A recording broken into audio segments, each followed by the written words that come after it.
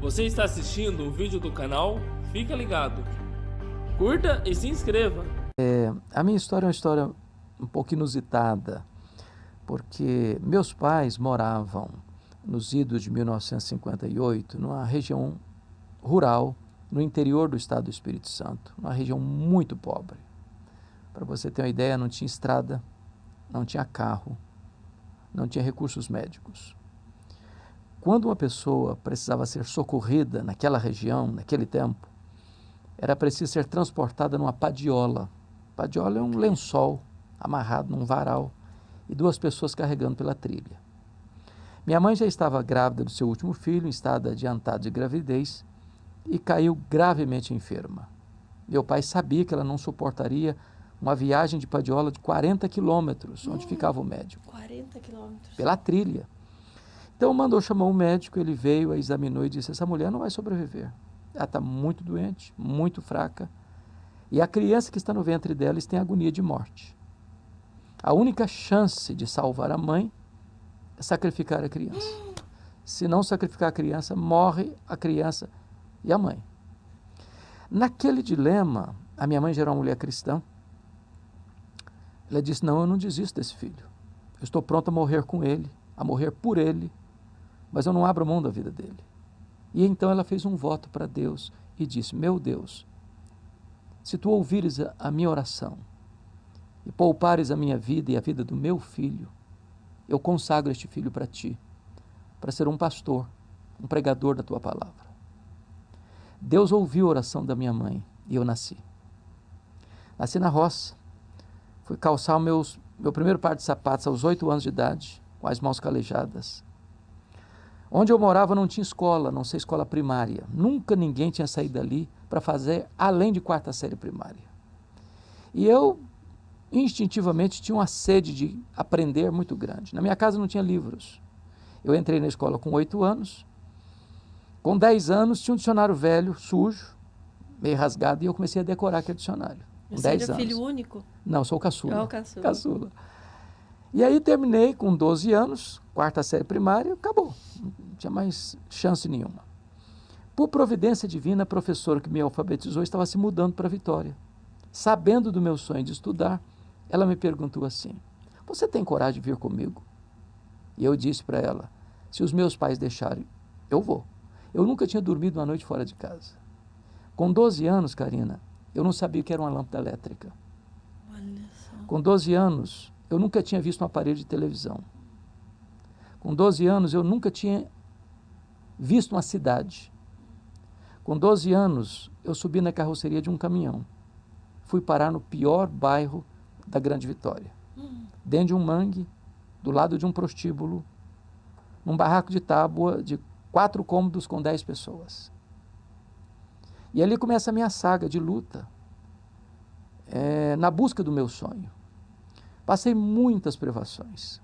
Muitas vezes eu namorei um pão de sal na vitrine de um botequim. Meu estômago doía de fome, mas eu não tinha dinheiro para comprar um pão de sal. Algumas vezes eu chorava buscando farinha, o açúcar para comer e não achava. Mas eu tinha um sonho, eu queria lutar por ele. O meu sonho, curiosamente, até minha juventude, era ser advogado e político. Olha só. Eu não perdi um comício por nada. Já naquela queria época, trabalhar com o dom da palavra, né? Também. Naquela época, a política era feita na rua, na praça, nos palanques, nos comícios. E enquanto o último orador não descia do palanque, eu não ia embora. No dia que eu fiz 18 anos, eu tirei meu título e me filiei num partido. Mas um dia eu conversava com um presbítero, um amigo, um homem de Deus, e disse para ele assim: depois que eu realizar os meus sonhos, eu quero ir para um seminário para dedicar o resto dos meus dias para o trabalho de Deus. Olha só. Esse homem botou o dedo no meu nariz com muita autoridade e disse: você quer dar o resto para Deus. Você quer dar as sobras para Deus. Deus te quer agora, hoje, com a sua juventude, com a sua energia. Aquela palavra entrou no meu coração como uma flecha. Ali eu abri mão dos meus sonhos e abracei o projeto de Deus. Nossa. Quando eu fui falar para minha mãe sobre isso, a minha mãe era analfabeta. Minha mãe nunca sentou num banco de escola. aprendeu a ler sozinha e lia fluentemente a sua Bíblia. E ela nunca me contou esse projeto dela com Deus. Não? Nunca, porque ela entendia o seguinte, se eu conto, Vai parecer ele que vai ser sugestionado. Sim. Então, o mesmo Deus que fez um milagre na minha vida vai falar o coração dele. Quando eu disse para ela que eu estava abraçando um chamado para ser pastor, eu disse, por isso eu orava, antes de você nascer. Antes dela morrer, ela me disse algo que me impactou demais. Ela me disse, meu filho, eu nunca, nesses anos todos, deixei de me levantar de madrugada, dobrar os meus joelhos, pedir que Deus levantasse você e capacitasse você. Eu chorei muito com ela. E disse, mamãe, a senhora está me ensinando a lição mais importante da minha vida. A senhora está me ensinando que um filho nunca é pobre, você tem uma mãe que ora por ele. A senhora está me ensinando que o mais importante não são os nossos sonhos, é o projeto de Deus. E assim começou o meu chamado. Vim para o seminário em Campinas, fiz seminário em Campinas nos idos 78, 81. Comecei meu pastorado em Bragança Paulista, 3 anos. Depois fui para Vitória, sou pastor em Vitória até hoje, depois de 37 anos. Mas em 2000 eu fui para os Estados Unidos fazer meu doutorado na área de pregação. E em 2010 eu assumi o comando de Luz para o Caminho, uma agência missionária que lida com a área de televisão, de comunicação. E Deus me deu a bênção de escrever. Comecei a escrever em 1993. Com a graça de Deus, hoje já tem 196 livros publicados e tem 2 no prelo para sair.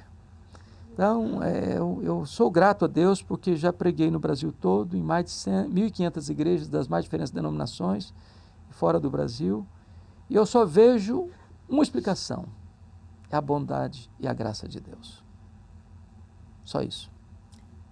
E também você estar suscetível, estar sensível ao seu chamado e à voz de Deus, né? Você acredita que por ter sido tocado tão cedo, isso facilitou? Porque muitas vezes a gente, né, acaba tendo a nossa visão, nossos ouvidos poluídos pela voz do mundo.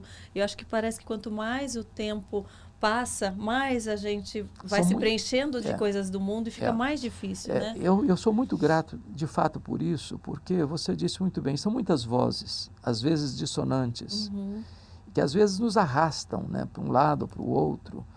E são muitas janelas coloridas que nos convidam, né?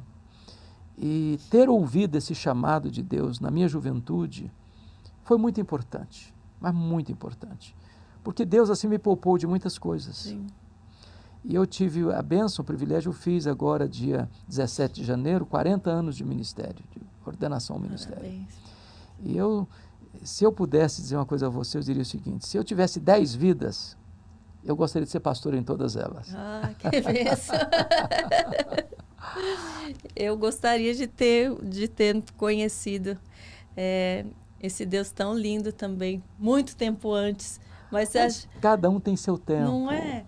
Deus tem o seu tempo, porque tudo aquilo que você viveu antes de conhecer a Jesus, agora que você o conhece, serve também de recurso pedagógico para você dizer para as pessoas, olha, esse caminho aí, eu já andei por ele. E esse colorido, como dizia Salomão, não passa de bolha de sabão. Sim. Vaidade.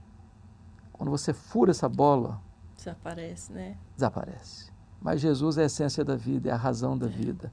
É como você encontrar uma pérola de grande valor. Quando você encontra, você deixa tudo para trás e diz, agora sim, eu encontrei o sentido da vida. E esse encontro foi de imediato, quando você tomou essa decisão, quando você sentiu esse chamado tão forte, você já teve esse encontro ou foi algo que você foi construindo? Esse encontro, eu nasci num lar já cristão, mas a minha conversão, de fato, Karina, aconteceu aos 17 anos antes disso. Eu estava sozinho, lembra a época do rock and roll, as pessoas ligavam a vitrola e dançavam, aquela coisa toda. E eu estava, num domingo, na casa de um amigo, escutando uma música, empolgado com a música, depois de ter saído da igreja, fiz escola dominical. Não era um louvor. Não Era era um rock. louvor, era Era um rock, rock. era um negócio bagunçado. E aí, menina, enquanto eu estou ali, o Espírito de Deus segredou o meu coração e diz: olha, esse não é o seu lugar. Não é isso que você procura. Não é isso que vai satisfazer você. E ali sozinho, sem ninguém falando comigo, sem ninguém pregando para mim, sem ouvir uma música evangélica naquele momento, o Espírito Santo tomou conta de mim. E eu me rendi. Eu me rendi. E como foi? A partir daí, essa rendição? Foi de Aí, buscar mais, foi foi de de orar buscar mais? de ler a Bíblia com sede, de orar, de reunir a juventude da minha época para falar de Jesus, de impactar as pessoas, porque no domingo, para você ter uma ideia, eu saía sozinho pelas ruas da cidade de Nova Venécia, onde eu morava, batia de porta em porta para falar do amor de Deus. E aí eu comecei a ler a Bíblia, comecei a ler outros livros evangélicos, e aí uma coisa inusitada é que dentro de mim eu tinha uma vontade de pregar. Mas eu era um jovem, eu nunca tinha falado em público. E um dia eu tive coragem de pedir aos líderes da igreja que eu frequentava se eles me deixavam falar, Sim. pregar um sermão na igreja. E eles, corajosamente, me deram a oportunidade e ali começou. Nunca mais eu parei. Você se lembra de qual foi o tema? Me e como que lembro. você estudou? Me lembro, Você... eu falei naquela ocasião de João 10:10. O ladrão vem para roubar, matar e destruir, mas eu vim para que tenham vida e a tenham em abundância. Foi o meu primeiro sermão.